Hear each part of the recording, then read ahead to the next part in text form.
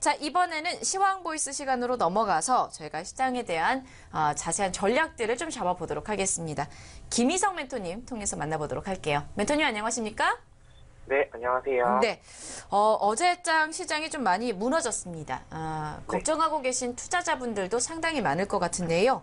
네, 이 상태에서 오늘 시장은 좀 어떻게 전개될 수가 있을지, 오늘 시장에 대한 흐름과 투자 전략을 잡아보면 어떨까요?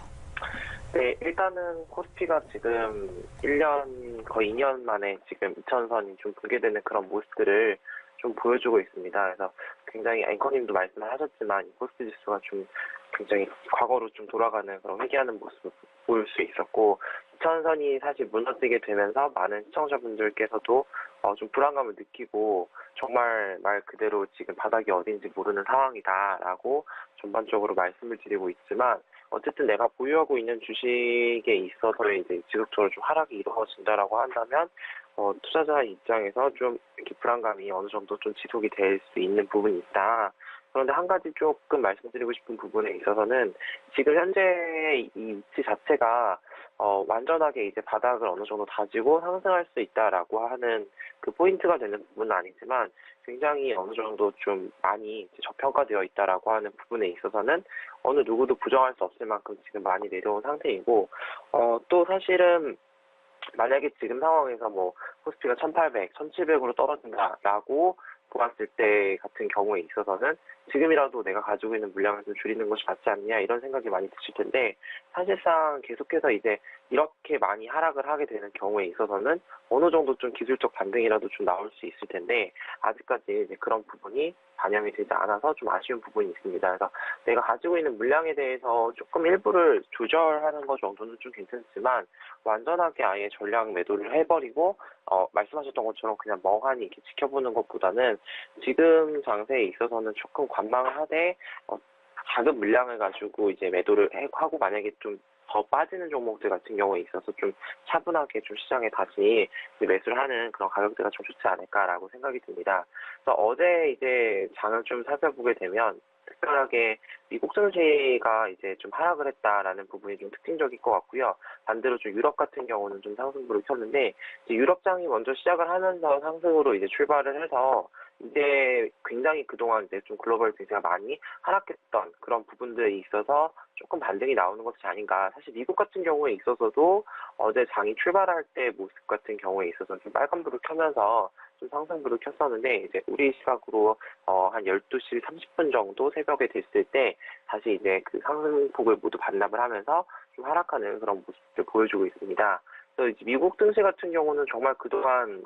계속해서 이제 한 10년 가까이가 쭉 우상향했던 그런 모습들이기 때문에 지금 뭐 한 10% 가까이의 지금 이런 빠지는 부분들 같은 경우는 어느 정도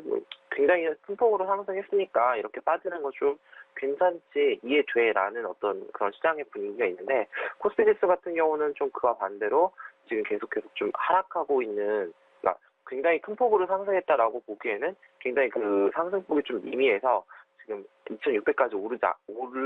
오르고 나서 계속해서 한 2,400대에서 지지부진하다가 굉장히 지금 폭락을 한 상태이기 때문에 더 이제 코스피 지수에 이제 투자를 하는 우리 국내 증시에 투자하시는 분들 같은 경우는 좀 불안감을 느끼실 수 있는 그런 부분들이 있다라고 말씀을 드리겠습니다.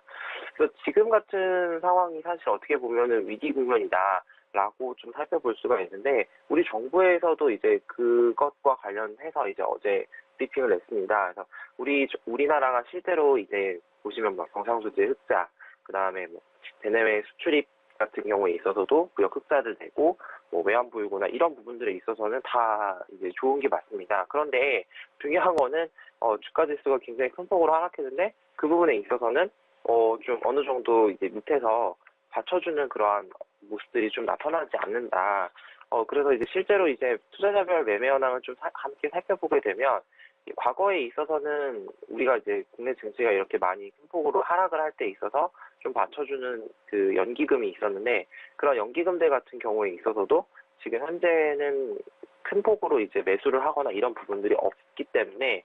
이제는 연기금이 지금 코스피 지수가 패닉 상태로 2,000선까지 깨지는 마당에 좀 어느 정도 들어와 주는 것이 좀 맞지 않는가라고 하는 것이 시장 참여자들의 어떤 그런 바람 이런 것들이 좀 있어서 일단은 국민연금과 같은 연기금이 어느 정도 들어오겠다라고 발표를 했는데 금액 자체가 사실 5천억 원의 어떤 금액을 좀 넣겠다라고 했는데 사실 5천억 원 같은 경우는 이제 화면에 보시는 것처럼 어제 개인이 매도한 부분에 있어서도 5천억 원이 됩니다. 그래서 큰 자금이 아니기 때문에 좀 어느 정도의 자금량을 좀 늘려서 지금 굉장히 패닉 상태에 있는 전체적인 시장에 있어서 지지 라인을 좀 어느 정도 형성을 해주는 것이 좀 좋을 것 같다라는 생각이 들고 외국 같은 경우에 있어서도 이런 공적연금을 운영하는 데 있어서 굉장히 이제 국가지수 방어 역할도 함께 동시에 하고 있고 캐나다 같은 경우는 이제 6개월간 수익률을 봤을 때 6% 그리고 미국 캘리포니아 같은 경우에서도 한 1.2%를 나타내고 있는데 이런 연금을 운영하는 데 있어서 이 부분도 좀 생각을 함께 해주셨으면 좋겠다라고 이제 바람을 드리고 또 그 부분에 있어서도 어느 정도 정부에서 좀 고려를 하고 있는 부분들이 있다. 이 부분도 좀 함께 짚고 넘어가시면 좋을 것 같습니다. 그래서 어제 장에 있어서는 좀 개인 투자자들이 계속해서 좀 투매를 좀 했다라고 이제 볼 수가 있는데 주가 지수가 이제 하락을 하게 되면 그동안에 있어서의 어떤 만약에 신용 미수를 통해서 했다라고 한다면 반대 매매가 발생을 하게 되고 그러한 반대 매매가 이제 매도세가 굉장히 우세하게 되다 보니까 이제 폭락을 시키는 그래서 이제 종목별로 좀 다르긴 하지만 뭐 작은 종목 같은 경우는 5% 내외, 뭐 크게 떨어지는 것 같은 경우는 뭐 20% 내외 이런 식으로 지금 떨어지고 있는 부분이기 때문에 현재 지금 우리 증시 같은 경우는 펀더멘탈과는 조금 무관하게 지금 시장이 좀 흘러가고 있는 그런 부분들이 사실입니다. 그래서 지금 외국의 이제 글로벌 정세에 따라서 어느 정도 좀 같이 함께 가는 부분들이 좀 있기 때문에 지금 좀 섣불르게 매수 또는 매도를 하기보다는 가지고 있는 포트폴리오 중에서 정말 이 종목 네. 같은 경우는 펀더멘탈조차 안 좋기 때문에 내가 매도를 해야 되겠다 이런 부분들이 있다라고 한다면 그런 종목들 위주로 좀 점검을 해보시는 게 좋을 것 같습니다. 네, 저 우리나라 채권 시장의 흐름도 너무 궁금한데요. 이 부분에 네. 대해서도 좀 자세하게 설명 부탁드립니다. 네, 일단은 우리나라 채권 시장 같은 경우에 있어서도 어제 이제 앵커님들이 말씀해 주셨던 것처럼 네. 전반적으로 주식시장에 이제 패닉이 있었습니다. 그래서 2차선이 좀 붕괴가 되면서 굉장히 큰 폭으로 이제 불안했었는데 미국의 국채금리 같은 경우에 있어서 좀 상승률이 높아지고 있다라고 해서 이제 미국 쪽으로 옮겨간다라고 이제 많이 말씀을 드렸었는데 현재 우리나라 같은 경우에 있어서도 안전자산이라고 이제 일컬어지는 채권 가격이 현재 급등하고 있는 상태입니다. 그래서 화면에 보시는 것처럼 어제 이제 가격으로 좀 살펴보게 되면 어제 이제 우리나라 국채 3년 국채 선물 같은 경우에 있어서 108.89에 이제 거래가 되었었고 종가를 형성했고 10년 같은 경우에 있어서도 125에 이제 거래가 되었습니다. 그래서 굉장히 이제 전일장에 비해서 이제 틱이 좀 많이 큰 폭으로 상승한 것을 좀 볼 수 있는데, 당연히 선물 가격이 좀 강세라고 하는 부분이 있겠죠. 그래서 이러한 장기 채권 같은 경우에 있어서 굉장히 더 큰 폭으로 가격이 상승을 했는데, 앞으로 경기 전망을 바라봄에 있어서 추후에 이제 경제가 좀 나빠질 것이다라고 하는 그런 시장의 기대감이 어느 정도 반영되어 있는 부분들이 있다. 그렇기 때문에 시장은 계속해서 이제 금융 쪽에 있어서 좀 좋지 않은 그런 모습들을 좀 바라보고 있습니다. 그래서 어제 이제 이주열 한국은행 총재 같은 경우에 있어서도 금리를 인상하는 부분에 있어서 지금 하방 요인이 좀 큰 것이 좀 사실이다. 그래서 지금 만약에 금리를 11월에 올릴지 혹은 그냥 계속해서 동결할지는 이제 정확히 좀 11월이 돼 봐야지 좀 예측이 나올 것 같은데 그런 통화 부분에 있어서도 거시 지표에 좀 부담을 주지 않는다는 선에서 이제 모든 여러 지표들을 좀 감안해서 이제 결정을 한다라고 했는데 이전 같은 경우에 있어서는 어느 정도 11월은 금리 인상할 수도 있어라고 좀 얘기했지만 지금 이러한 금리 인상이 올해 마지막 시기를 앞두고서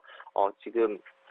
금융 안정이 중요하긴 하지만 지금 금리를 올리지 않을 수도 있다라고 하는 그 통화 완화적인 그런 해석을 좀 내놨기 때문에 현재 지금 채권시장과 주식시장 모두에 있어서 좀 불안감이 좀 계속이 되어지고 있습니다. 그래서 이제 다음 달에 있는 11월 6일날 미국의 중간선거를 좀 기점으로 변동성이 좀 예상이 되어지는데 이런 변동성이 좀 어느 정도 해소가 되어지고 뭐 남북 간의 정상회담이 아니라 미중 간의 무역협정이 좀 해결되어지는 그러한 어떤 뉘앙스가 좀 이제 취해져야지만 코스피 지수가 이제 좀 바닥을 가지고 올라갈 수 있는 그런 모멘텀이 될 수 있다라고 말씀 전해드리겠습니다.